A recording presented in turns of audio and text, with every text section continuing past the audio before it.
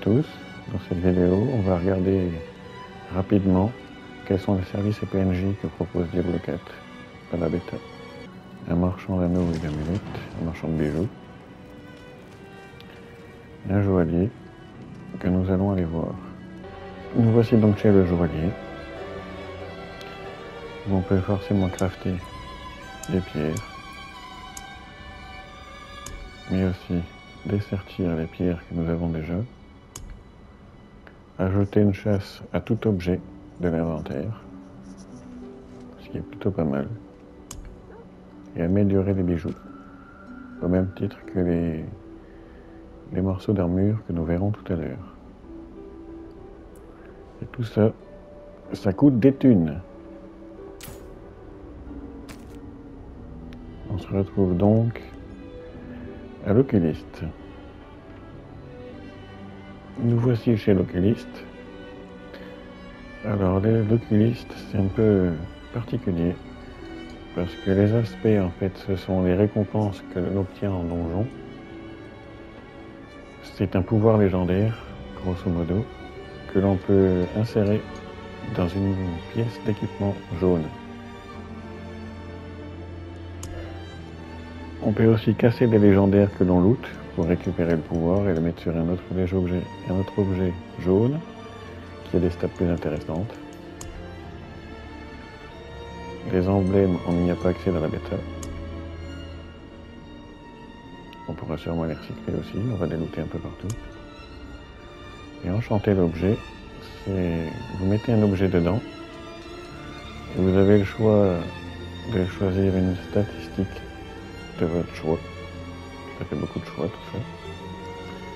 Et de reroll cette stat jusqu'à ce que vous en ayez une qui vous plaît.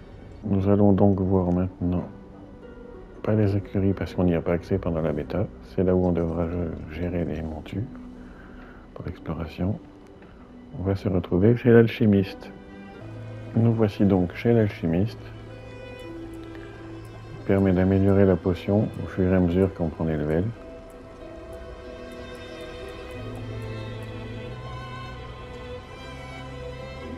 Mais aussi de fabriquer des élixirs, c'est des potions de résistance. De raffiner les ressources, ça je ne sais pas ce que c'est.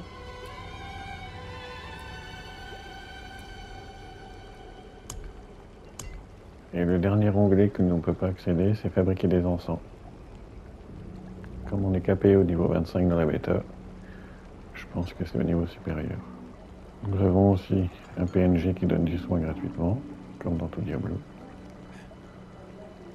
Un forgeron, que nous allons aller voir. Nous voici chez le forgeron. Classiquement,